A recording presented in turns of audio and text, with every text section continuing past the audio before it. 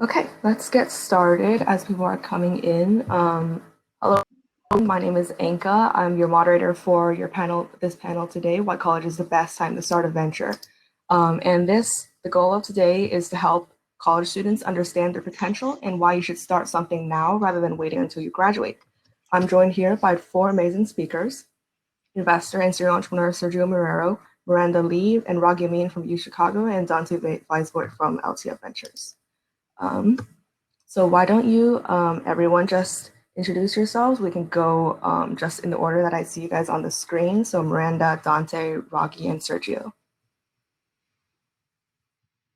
Everyone, my name is Miranda. I would be a Chicago student right now, but I'm currently on a leave of absence working as Chief of Staff for Prepared.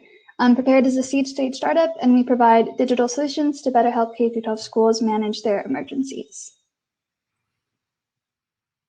Hi, everyone. I'm Dante. I'm the managing partner at LTF Ventures. It's a student-run venture capital group that provides seed grants to student entrepreneurs who are launching startups. Hi, everyone. I'm Ragy, a second year at U Chicago. I co-founded Talklet. Talklet is a mental wellness platform that connects qualified listeners to people who want to talk and feel heard. And it's a pleasure to be here. Yep. And I am Sergio Marrero, general partner at Rebel One. We are an investor network and impact fund focused on fintech. I'm also director of entrepreneurship and careers in entrepreneurship at University of Chicago. So glad to be here. So I'm really excited to have everyone here. So let's just start off with one question of just what is your reason for supporting entrepreneurs or becoming a student entrepreneur yourself? And we can go with the same order, and you can feel free to talk about your personal experience and also if any trends that you saw when you are supporting student entrepreneurs, anything like that. Yeah, so I had my first sort of exposure to startups through U Chicago's New Venture Challenge. I was interning for an MBA startup back in 2019 in product. It was actually through there that I discovered Contrary Capital, which is an SF-based student-powered venture fund.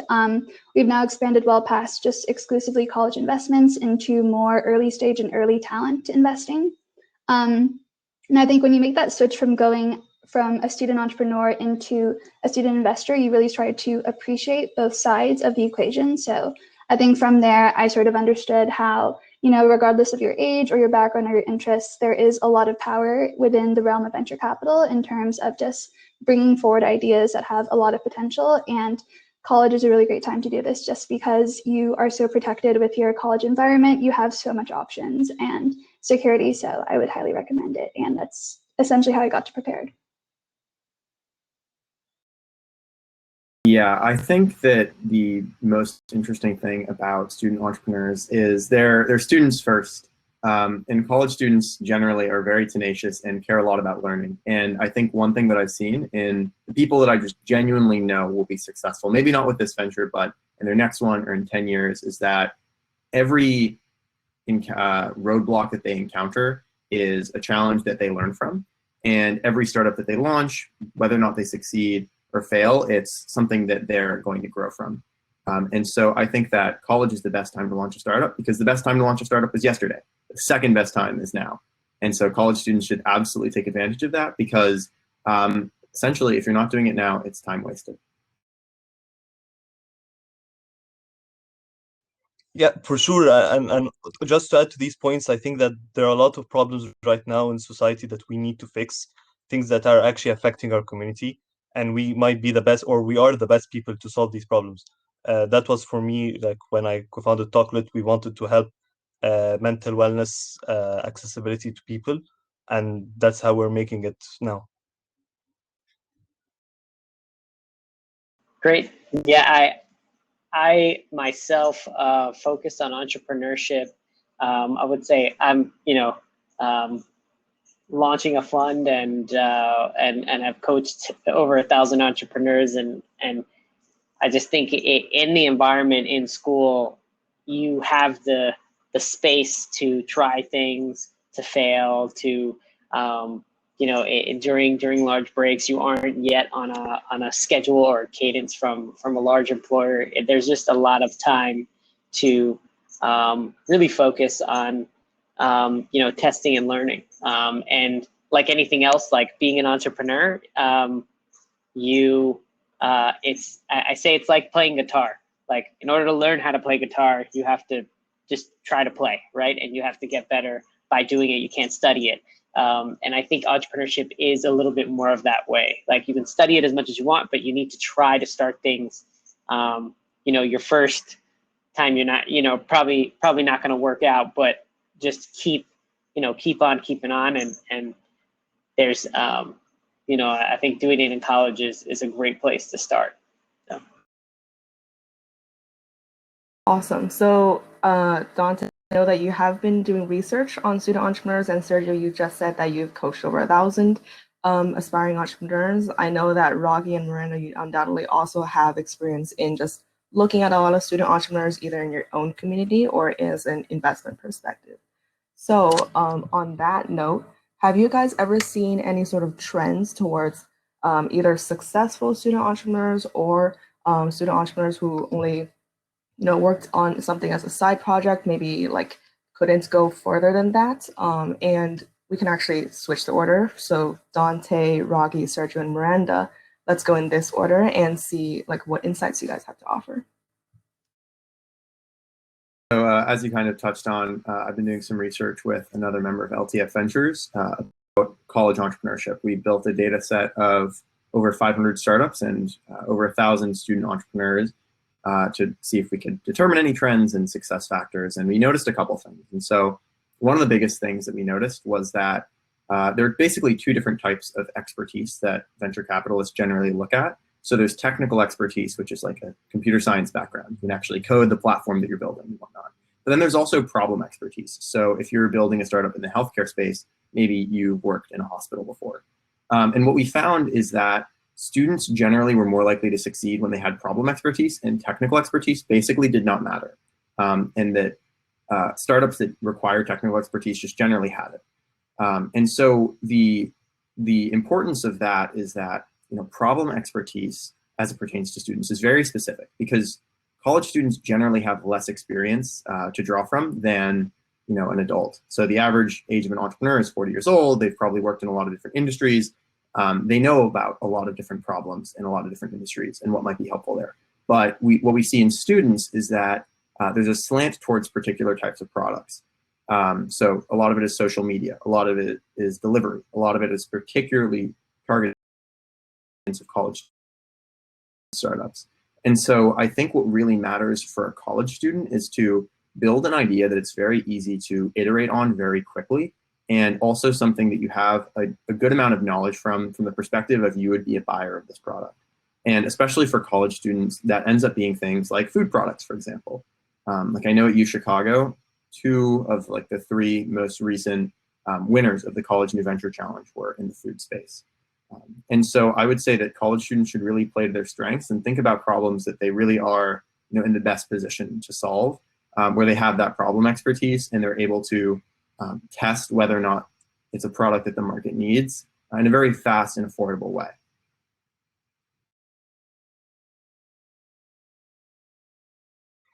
Yeah, I think Dante actually mentioned most of the trends there.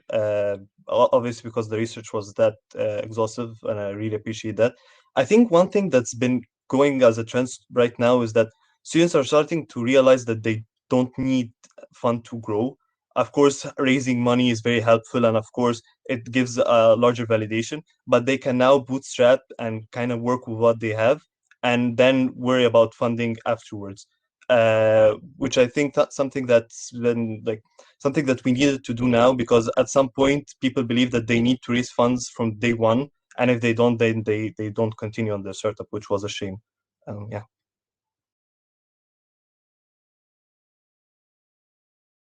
Yeah, I think you guys covered it. I could add different components, like as your, I think I'll share a little bit about myself. Like I didn't really start entrepreneurship until I went into, let's say, even grad school. And I think immediately when I started, echoes what Dante said is I was like, why didn't I start sooner, right? And because the type of like things you're going to try or failures you're going to make, you're probably going to make them. It's a matter of just getting them out early, trying to do different things. And it really is, you may be an expert in a certain field, but it's just a different sport. But happy to share the insight from the venture capital lens or founder lens if anyone has any questions. So, but I'll let Anke lead.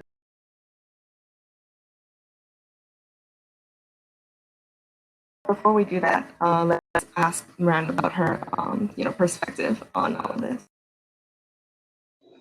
I would say that one thing that people don't really think about that I see as the sort of barrier between college students that start a startup in college that, go somewhere, and then those that actually turn those into really long-term successful businesses is the team and process.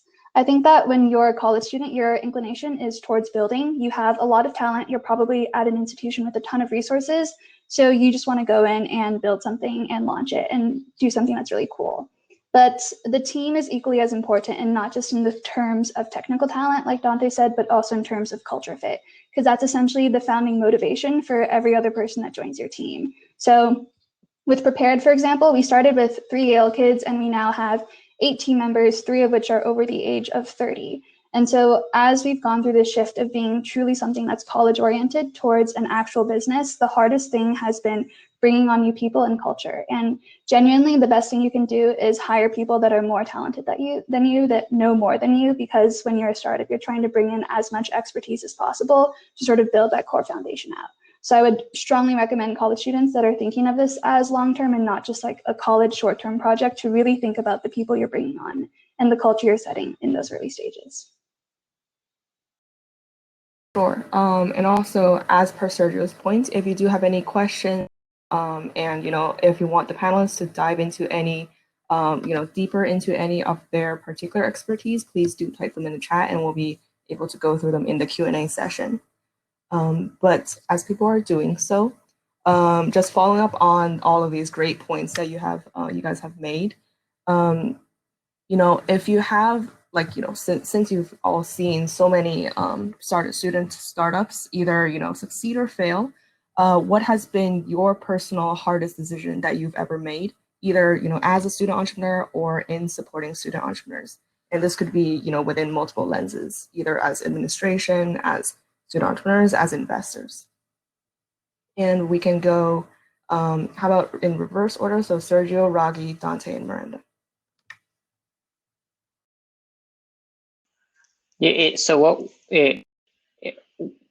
Can you rephrase the question, Anka? I'm just trying to make sure I share make sure it's relevant.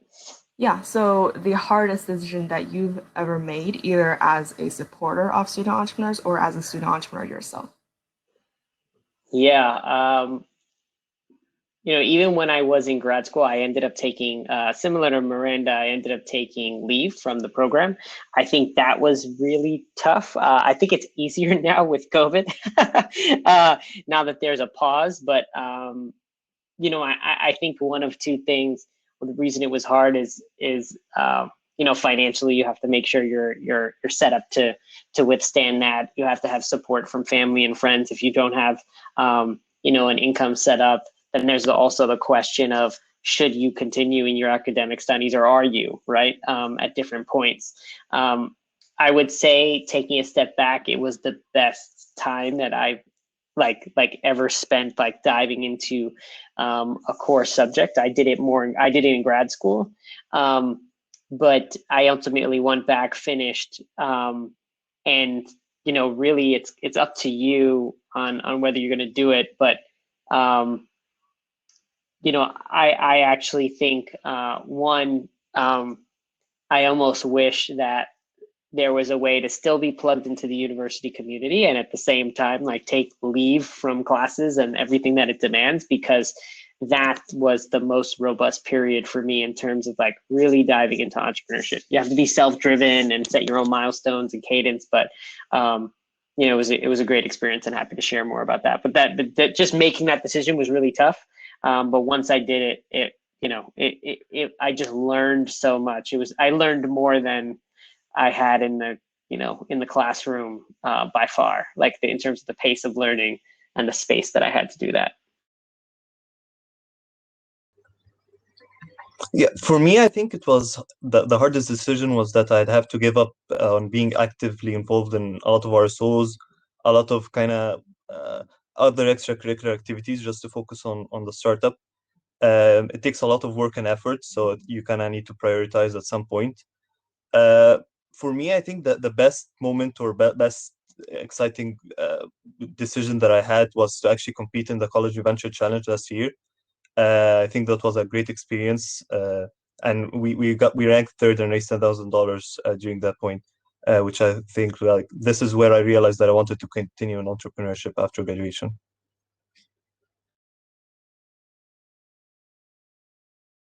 I would say the hardest decision for me was the summer after freshman year. I decided to abandon a startup that I was working on with a friend, and it was the right decision to abandon it. And there were a lot of things that I think that we did incorrectly, and it's very hard to be really critical of yourself, especially when you're in the thick of things and you're convinced that you have to take a risk, you have to put a lot of time in, and just not necessarily be certain of the results. But I think with a little bit of afterthought and having done the research that I've been doing about entrepreneurs, is that the biggest myth that people will tell you is that entrepreneurs are risk takers. They're absolutely not risk takers in the way that I think a lot of people conceive of it. Entrepreneurs, successful ones, are extremely risk averse. What they do is they take extremely calculated risks and they take the least risky decision.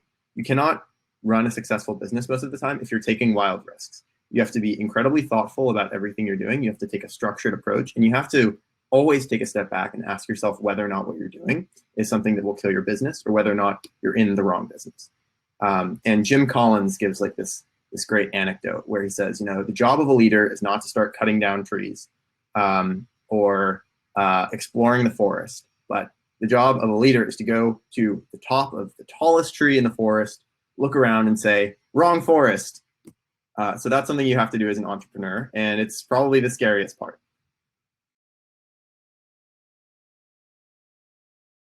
To Sergio's point, I would say the hardest decision was to take leave of absence, but not only to leave, but also actively decide not to make plans to come back. So I think it's always tempting to be like, I'm just taking X amount of time off of school and let me build back all the possible pathways back to college.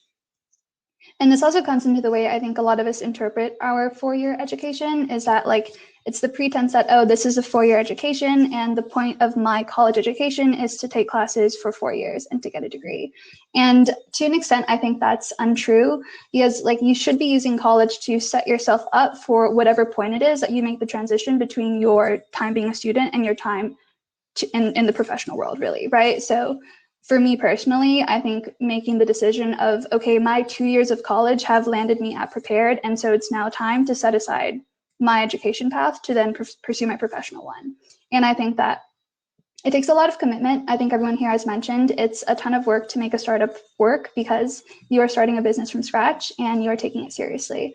And it's also really good signaling at, you know, whatever team you have for everyone to be committed to the business, because if sees that all four dropped out, that's a sign of commitment. That's like these 4 kids are in it for the long run and they're worth investing in. So I think from the flip perspective, a lot of the questions that we at Contra ask when we look at student entrepreneurs are, you know, what are your plans long term? Like, what is your plans with fitting this into your degree? Are you putting your degree aside? How are you thinking about building your team?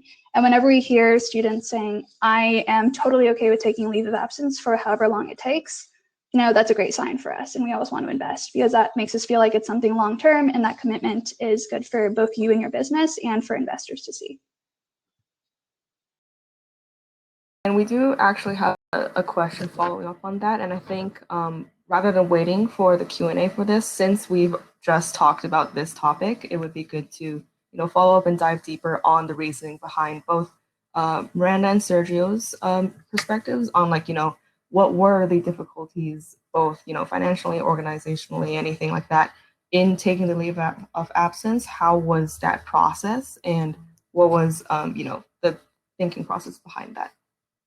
So we can go Sergio and then Miranda. Yeah, I mean, it's tough. Let's say you go into so there's one is just financial, right? In terms of loans. So if you leave halfway through your program, like you just got to start paying your loans. So you can't just, would I leave school to start a startup that, that is not paying me at all? Like, I think it's easier to take a break before school, or take a, I think structurally it is, because you don't owe money yet. But remember, like, once you leave, you got to start paying those loans back. So there is a debt burden there. Also, keep in mind, longer term is like, more often than not, startups are probably going to fail. So, which is fine. It just happens, right? Or they have rocky periods. I think but beyond the financials, just understanding longer term, longer arc, like, you're gonna join other companies, start other companies. Some employers like really value that indicator, I call it, right? That paper that you finished, right? So keep in mind that could be it could be a thing, right? So it's like, to Dante's point, right? It's like, those are all risk factors you have to be aware of, mitigate, and understand the fullness of the decision that you're making. But to, Miranda's point, you're like, saying, hey, I'm going to take a break right now, right? For, let's say we're a paid role at a company that's growing, they got funded, they can pay you, you can pull a salary. You've known the team, you've been working with the team, and you can actually, like, you not only, that's a different decision, right? There's a lot of de-risk components there, where it feels like it's like Google in the early days when they got a lot of funding, or Facebook, right? Like, okay, they're doubling in terms of traffic. All the indicators are very strong. Like, take a shot, right? Like, it may not that opportunity may not come again, but if it's based on like a hope and a dream of where it's going to be, you got to weigh that decision. It's and think of it as, am I okay with taking a year or two, learning, failing, and coming back and still finishing? If you're okay with that probability of outcome, then do it. And I think that's the tough part. Is like, you accept the positive outcome as well as the negative in making that decision. But I'll pause. I think Sergio had a lot of good points. I would say the first decision is to ask yourself, like, is this something that's worth taking time off of school for? And I think that a very simple way to assess this is the idea of opportunity cost. So if you take time off of school, what is the opportunity cost that you're missing? And is that, greater than, less than, equivalent to what you would otherwise be learning and growing in as a college student? I think COVID personally made the decision to take time off of school a lot easier for me, because my opportunity cost was not weighted against, in-person classes and activities anymore. It was weighted against, do I want to sit in front of a computer doing Zoom classes? Or do I want to sit in front of a computer working on a startup? So a lot easier of a decision, but I would ask yourself that first. And then in making that assessment, just like think, not only does this startup have a really good solution, but is it actually solving a problem that people have? I think a lot of the times when you're on a startup, you're oriented towards the solution, but you're not oriented enough towards the problem. And a lot of startups built solutions for problems that don't exist, or for problems that simply aren't big enough, or that are already being solved. And unless you can put those two pieces together, then the long-term equation doesn't work. So I would really strongly recommend that you think about both sides before you make that step. And then, once you're in it, it's great. It feels super great, especially if you're in my position, it's a little bit more stable. You have some income, the startup is doing really well, and you feel like you're learning a lot. But if at any point you feel like you're not growing personally or professionally, you might want to, step back and assess, is the startup still going the way I anticipated to? And put like stopgaps into your career. Like 8 months out, set like, okay, I expect myself to be, here with the startup in 8 months. And when that time comes, like assess, like, am I actually here? If I'm not, what happened? Is it my fault or is it my team's fault? Right. And as you carry that out, you can make that decision. A lot of schools give you like 2 years plus leeway with your gap. And you can figure out like well in advance, is this something that I should keep taking time off for? Or should I come back to school? Right. Startups grow exponentially. Exponential growth typically happens within that 2 to 4 year period. So there's plenty of time to make that assessment. hop in really quickly. I completely agree with Miranda. I think you did a really good job of explaining how, you know, taking a gap year for you was definitely like a way of mitigating risk. And I'll add that what we saw in the data set that we put together is that overwhelmingly college startups disappear after like 9 months if they're not going to be successful. And most of them got VC funding within 3 years of their inception or participating in like an accelerator program.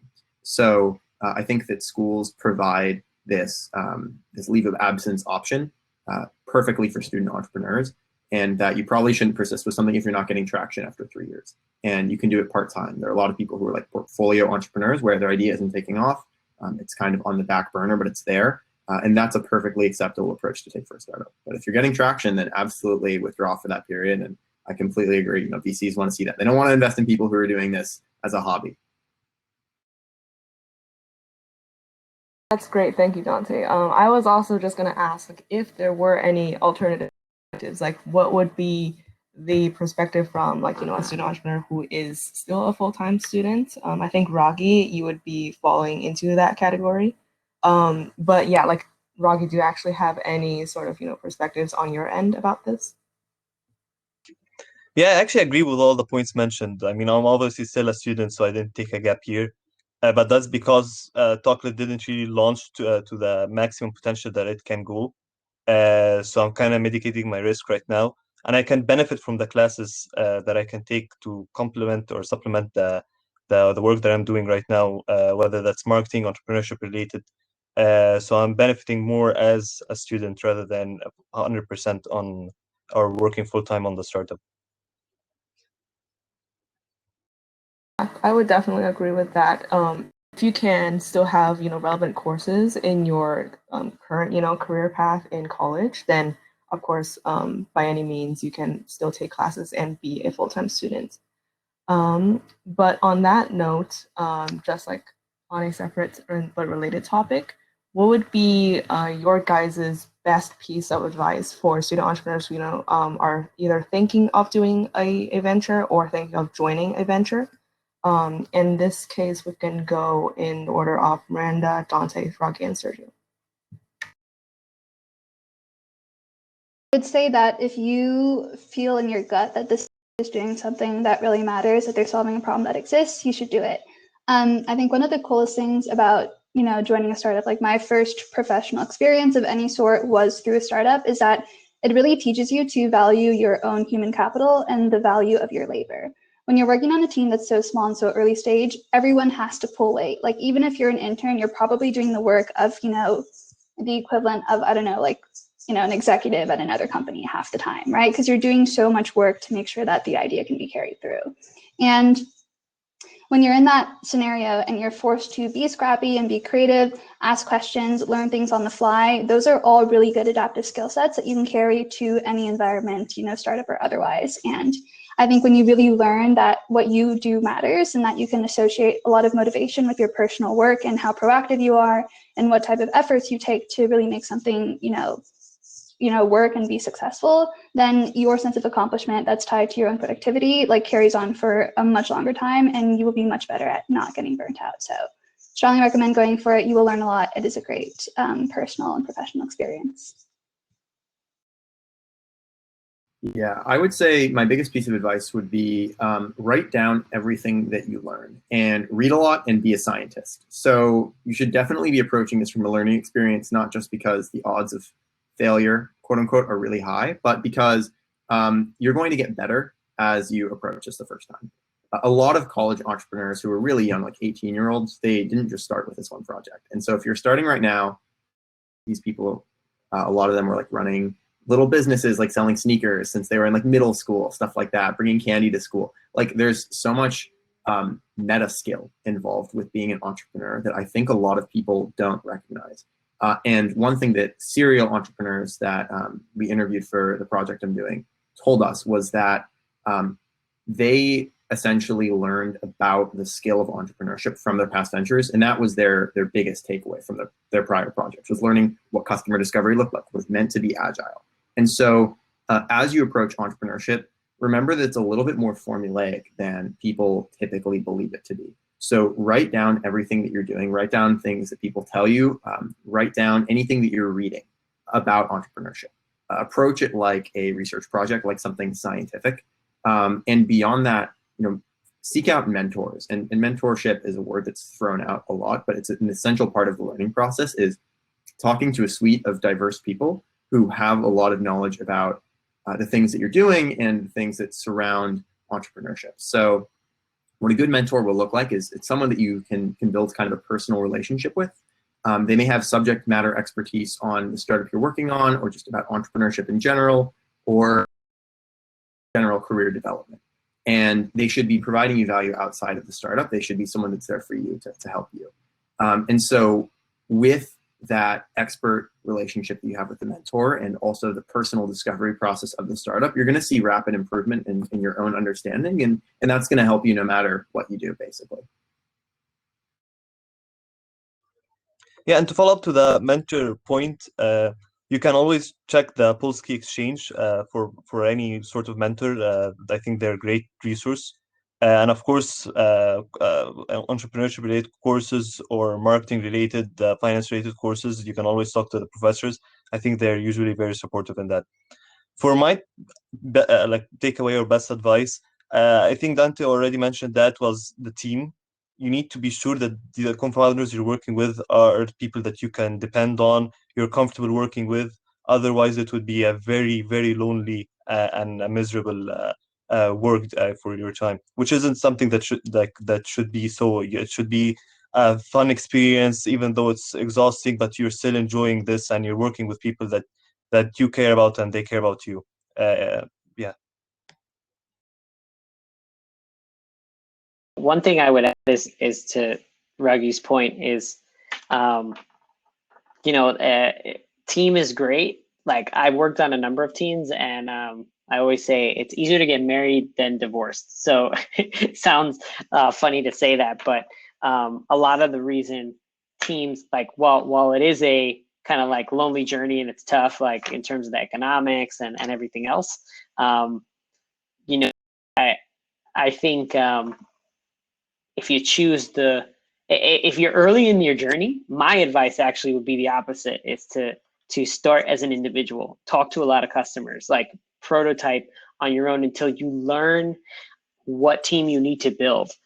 Because a lot of people build right away and then they just have the wrong people on the bus, right? Like wrong people on the team.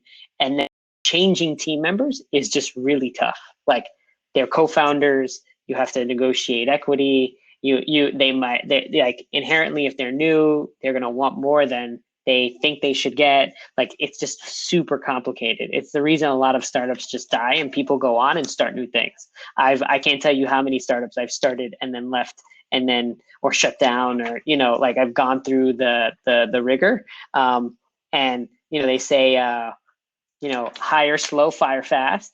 I think it's the same for, a co-founder. It's like, just saying, hey, we're going to work on this project together, have a clear endpoint and have a clear strategy when you're working together. Like, what would that, like, before you even start, you're like, okay, so we're going to work together for the next 4 weeks. We're going to do research on XYZ. And, we may go separate ways at the end of it, and neither of us own each other's stuff, right? It's like, okay, great, right? And I think laying the groundwork, I think it's people find it awkward to talk about the end at the beginning, but it's inevitable that co-founders are going to go different ways. So I don't think it's just, comes with the territory. So, one word of advice I would say is, until you have a clear, active users and paying customers, until you are doing that, like, you're just an idea. And at the idea phase, I would, I would noodle with a group of people, but I would probably, my advice, I'd probably, as much as I did want a team or built the team slowly, I would act more as an individual, until I know investors are going to tell you different things. Like, they're going to say, oh, I want a team and I want you to do it full time and I want you to do this. Like, I'm totally de-risking. I would tell you, don't quit whatever you're doing until you have active users and paying customers. Don't bring on customers, and don't bring on co-founders until you've proven out some of those hypotheses. That's my risk, like in terms of risk tolerance. So points, everyone. And those are just, the moderator questions for now. If people do have questions that, if you want anyone to go deeper into any of their areas of expertise, if you have, more general questions, feel free to type them in the chat. But as people are doing that, in the meantime, I do also have one more question, just in terms of funding, and I know the funding topic has come up earlier in this conversation, but like, when do you think is the best time to get funding if you're a student entrepreneur? And also, where do you look if you don't know if investors are interested in student entrepreneurs? So where do you exactly go to look in your college, in your professors, anything like that? And we can go in order of Miranda, Dante, Ragy, and Sergio again. Yeah, in terms of funding, I mean, again, it's less dependent on your on your college journey and more dependent on the startup, right? Like, and every founder and every investor is different. Like, there are some that the founders make a pitch deck and then they go out and then they have a ton of conversations and some land money. It's a minority of the time, but those are the ones you always hear about. So everyone thinks that it's possible. It is possible, but again, what I would say is if you want leverage, even if any of those investors, like starting prototyping, getting those active users, paying customers like early on, and that to me is those are the real indicators to when to raise. You're like, great, like somebody's buying a product, like I know what the product is. I have proof people want it. I am making money, so I can figure out can this be profitable? Can this be sustainable? You'll develop a hypothesis around that, backed by really what's going on. I think raising at that point or the beginnings of that point are what I advise to do.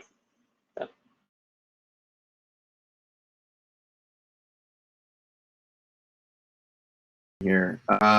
So one thing that I looked at when reviewing the data set of 600 student founders is actually when they received institutional amounts of funding, so more than $100,000. And about 80% of student entrepreneurs that got funding, that happened in their senior year of college or after college. And less than 10% got the majority of their funding while in college and not college seniors. So I think just when that's likely to happen, it's when you have the potential to go full-time on a startup. Generally, if you're working with an idea, you should not be spending institutional amounts of money on an MVP. Generally, fields in which you're going to need to do that, things like biomedical technology, really advanced robotics, those are not fields in which college students are going to have sufficient problem expertise to be the best. College students, generally speaking, don't have the skill set to do anything really cutting edge in that technical way. And so I would generally say overwhelming majority focus on fields where it's easy to make impact with relatively small amounts of money. And smaller amounts of cash generally aren't even well used by college students. Most of the successful founders that I've spoken to said, honestly, I wish we had less cash, and we learned to be lean with things like AWS credits, which are coming to be a really prevalent form of funding in things like early stage college accelerators. And I really applaud that. Obviously, AWS credit shouldn't be the only thing that people are using, but I think there is this really common trend of basically throwing a ton of cash into advertisement to just see whether or not there's product market fit. And that's something that you can do really in a lean way without using that funding. And so I would say in terms of institutional funding, it's really not for everyone. And in terms of what VCs are interested in, they're not going to be interested in 99.9% of college startups because, and I actually spoke to the head of platform at Contrary about this, is in this data set on college entrepreneurs, we were looking at 100K in VC funding as like our success variable for if this startup took off, which I think is fair. But to a VC, that isn't success. That's the point of entry because they already have institutional funding. And their barrier to success is at least $100 million exit from a startup. And in the 500 plus student startups we looked at, how many of those got more than 100 million in funding or exited for more than $100 million? The answer is zero. And so I think that maybe honestly a better alternative than trying to get VC funding is to exit quickly, which is not what you should be pushing towards necessarily. But I think you should think about this first venture as, you know, getting tested with like a baseline level of success to go on to do, because that's going to give you a really good track record. It's going to give you expertise. And to get acquired, you need things that are more important for an early stage venture than to get VC funding. You need sales, traction. And that's something that people underestimate. Yeah, and to to jump in off that point, I think you have to really think about yourself, like, what do you want to work on for a really long time? I think there is this assumption, like let me back up, like especially for college students, right? Like this non-committal, I want to try something, I want to dip my toe into something and then go on to the next thing. As a founder, this is not a short game. Like the time from like ideation to exit on average, if you make it even that long, is something around like 8 to 12 years. Like this is not a short game. So, you know, like anything shorter than that, if that is your intention, is fun. Like it's an interesting journey, and you should maybe join a startup that exists and I think that's great, right? And help people along that journey. Like, but just know that this is not a, like I saw the question of like, oh, when would you go back? Like going back maybe a decade from now, like, or going back maybe never. Like who knows what, you'll be a different person then, you know? So I think that's for those thinking of starting from scratch. Like I think we keep talking about starting from scratch. If I were to do it again, it'd be a much easier journey joining someone that has secured that Series A or Series B funding. Jump on those ventures, and I say why for several reasons. One, you're associated with their success. Their stardust rubs off on you. If you go work at Robinhood or Airbnb now or Lyft, like you weren't there from the beginning, and all of a sudden you look successfshe like you basically just like you're associated with their success. So then when you go to raise, they're like, oh, okay, she must be smart because they worked at XYZ, right? Like I know that's like not, you know, it's just realistic, right? You're learning on their dime, right? Because they've already gotten funding, they can pay you. So, you know, my advice would be like, yeah, you could start in college, like tinker on your own. But you know, you could take more risks. You could join a Series A, Series B startup and learn a ton. And that's a short duration. If you are passionate about something, you're like, I want to spend a good chunk of my life on this, then go off and start something yourself. But if you don't have that level of conviction, I would join something that exists. This is my opinion.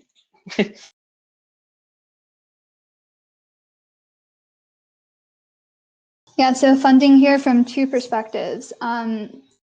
From the entrepreneurship perspective, I joined Prepared after they'd gone through Yale's accelerator, so some, you know, CNBC level funding, after they'd gotten their MVP and early adopters, but before any sort of funding, you know, coming after that accelerator.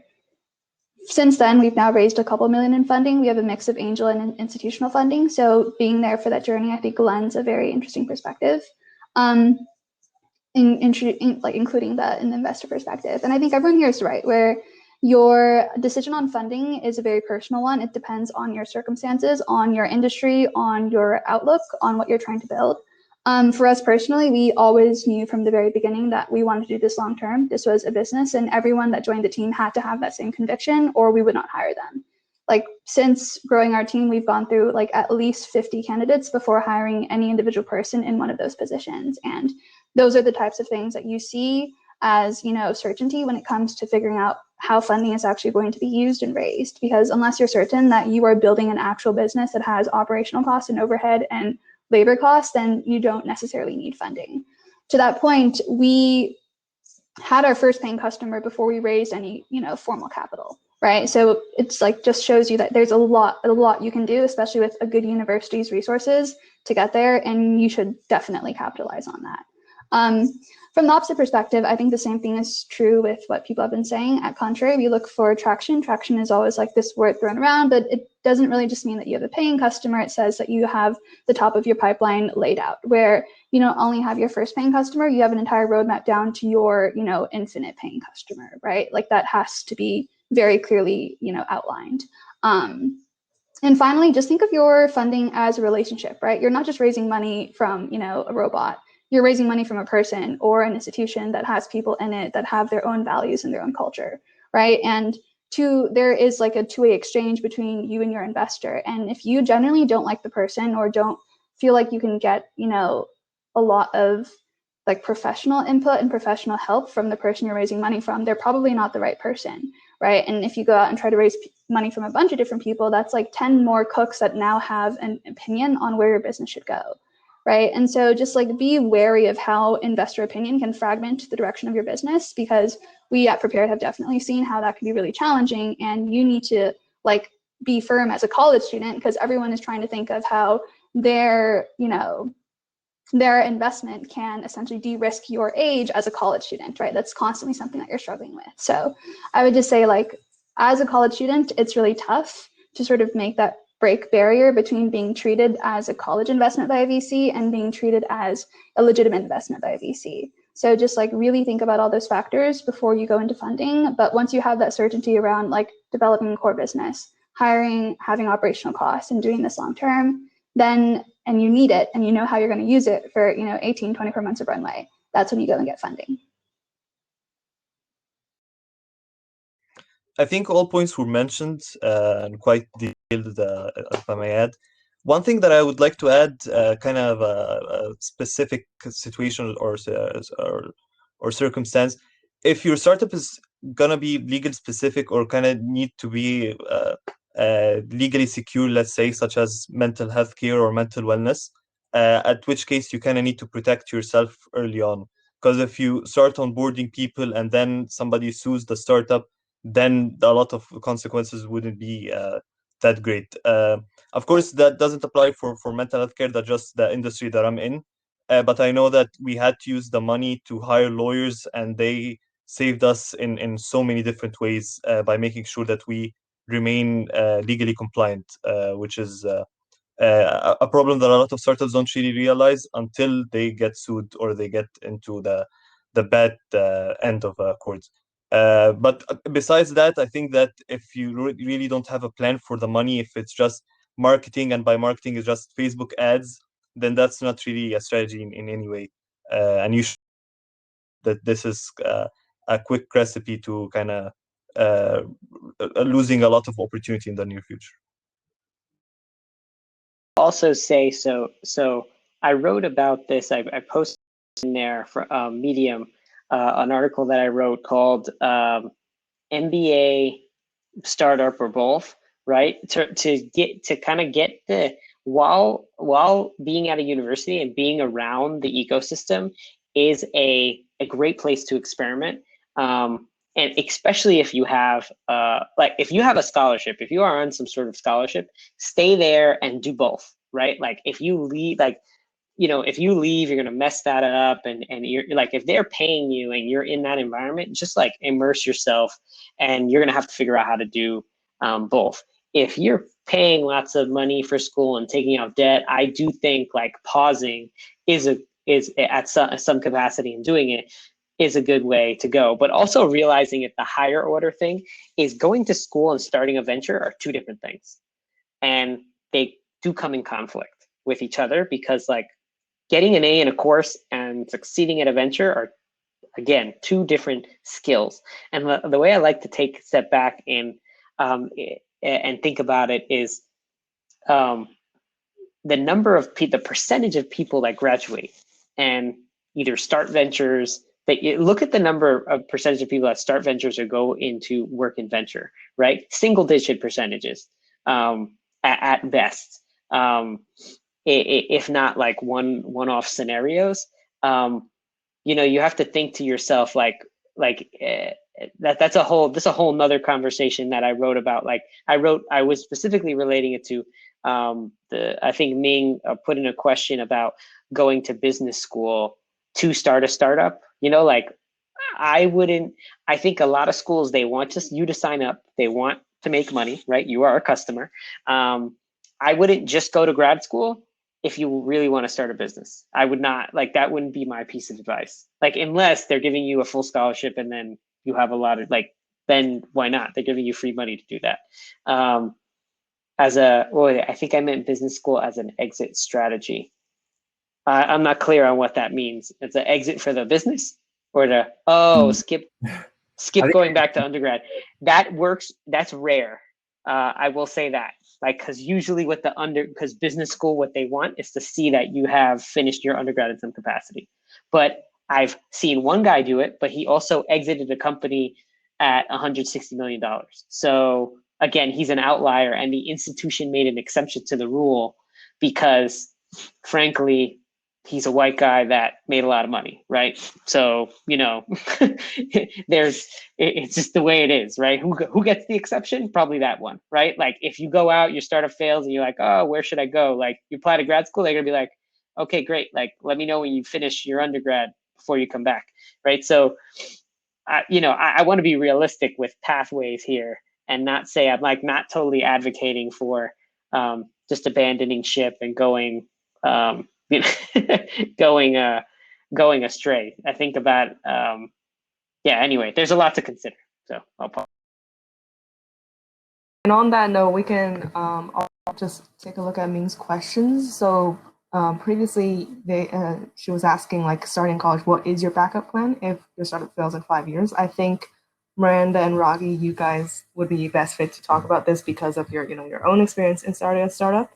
And then afterwards, actually, Sergio, we could delve a little bit deeper into how business school might play into, like, what you talked about in your article.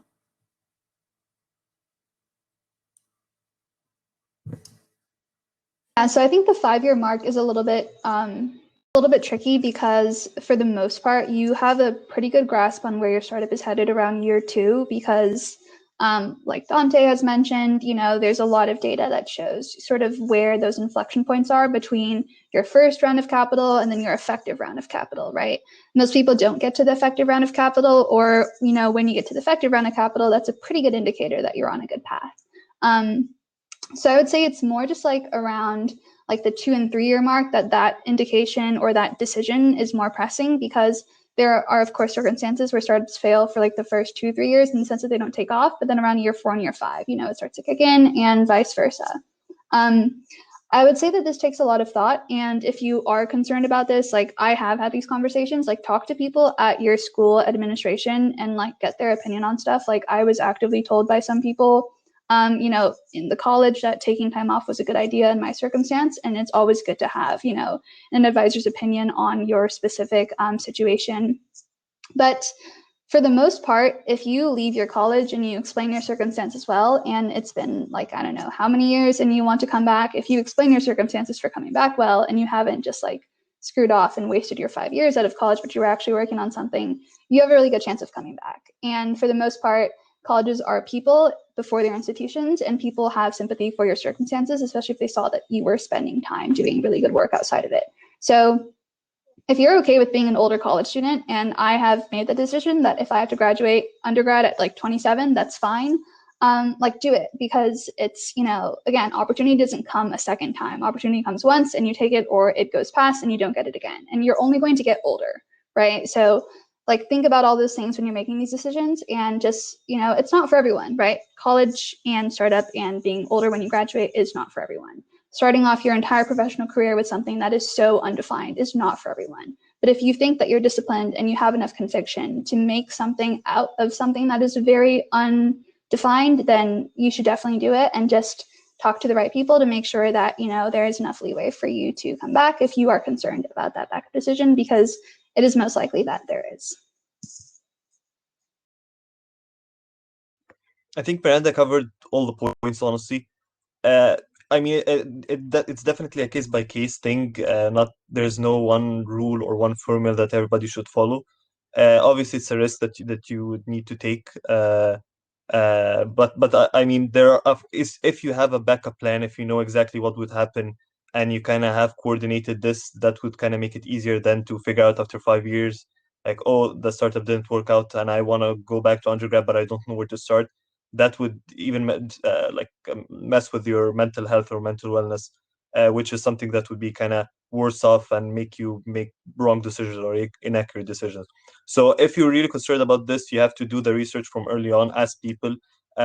You do the research on the internet, on the like college websites. See what people you should contact, what people you should get their experience. You should ask.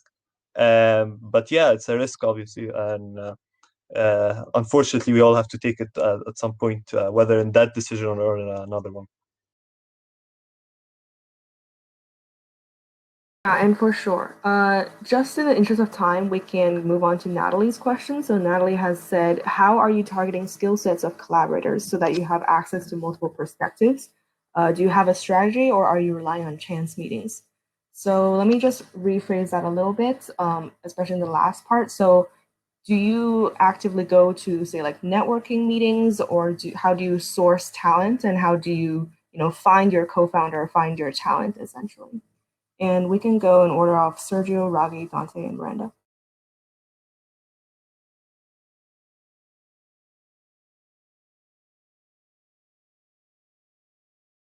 Sorry, I can unmute myself. Yeah, how do you find a co-founder? That's a good question. I think when you're a founder, and that's what I think Miranda is getting at.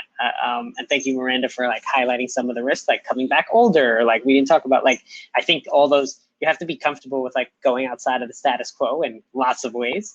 But regardless, going back to like, how would I find specifically my co-founder? When you're doing your startup like day in, day out, assuming you have the funds and space to do that, you're at startup events, you're pitching your venture. Like one mistake I've seen all the time is everybody's like, oh, I have this idea, I'm going to keep it to myself. Like, you just got to get outside. You got to talk to customers, got to pitch talk to anybody who will listen, right? Like, that's what everybody says. So what does that look like? Talking to potential customers should be number one. Number two, you're going to probably you're trying to get money. You should, talk to investors. They're going to give you some feedback. But if you're early in getting customers, like, be aware it's just a relationship building exercise. And then subject matter experts in the space. And by doing that over and over and over and over, you're going to meet people that are going to say, have you met XYZ? And that will lead you down the path, right? So, I know for me, I focused at my first startup. My first major startup was building a platform to focus on access to higher education. And it was the ability to book like empty seats in physical classrooms. We started down and everybody's like, oh, you should talk to this person. Like, and I met CEOs of other companies that had been down this road and actually pivoted. And I learned a great deal from them. So I didn't have to repeat some of the same mistakes, right? And I think that, and then I also met people that were passionate about the same problem, and we ended up working together in that capacity. So like, you just have to get out there and talk to everyone. And yep, some of it is by chance. Most of it is by chance. But the rest is just by you like knocking on every door and talking to anyone who will lend you a few minutes of their time. Yeah, and to add to that point. Yeah, and to add to that point, I think the entrepreneurship sector is a very close network.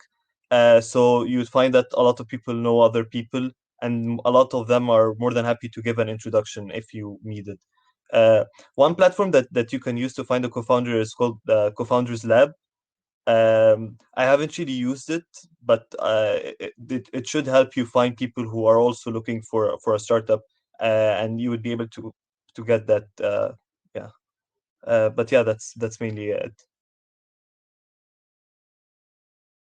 Glad that the best collaborators for college students are people with complementary skill sets, obviously, but generally what that might look like is a really successful person with 30 years of experience who is really invested in what you're doing, really excited about it, and can be an evangelist for you. So ideally, this is a person who you meet them, you have a meeting with them, and you're just like, oh my God, this person like absolutely changes everything for my business.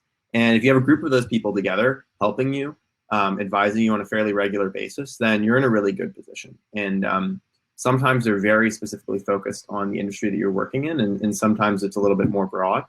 But I would just echo what Ragy said, which is that social networks are extremely important, and generally good mentors or like collaborators, investors like this, they aren't handed to you.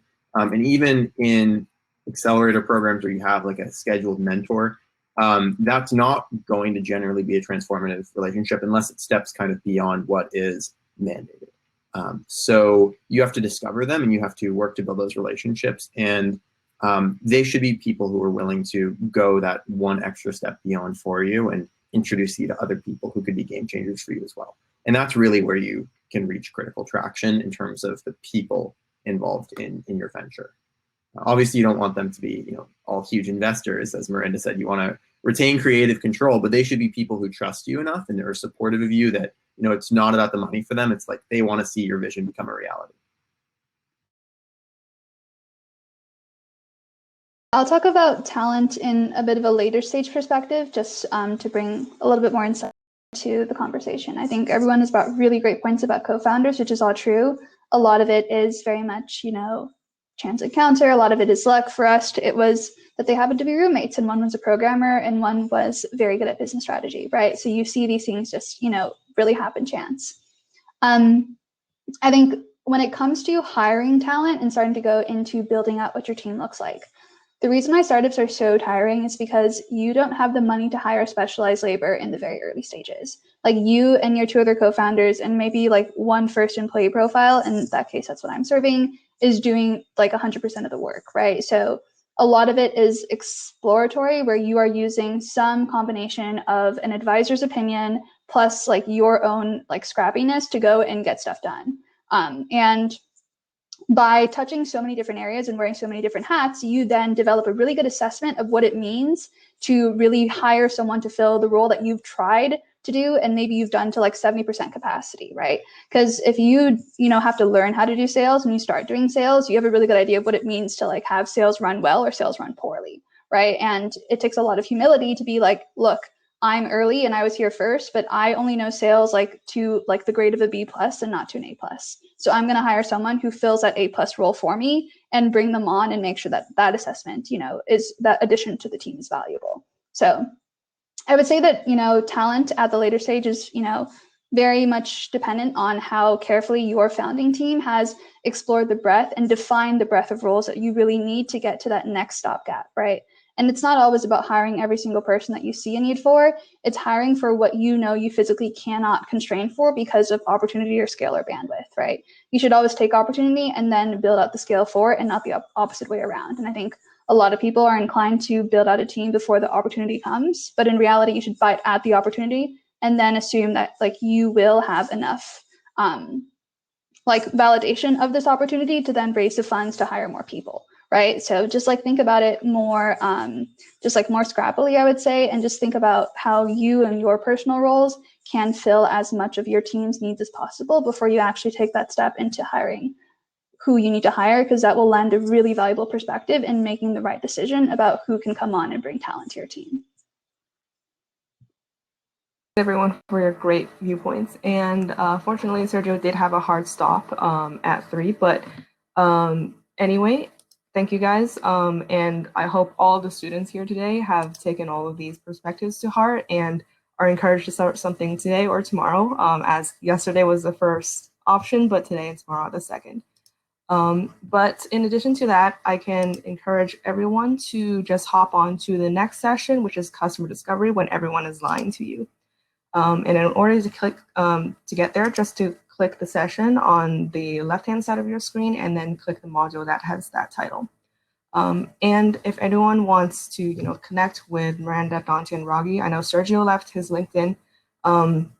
If all the panelists would be comfortable with sharing your LinkedIn so people can connect with everyone, that would be great as well. But yeah, thank you guys so much for attending this event. Really happy to have you guys here.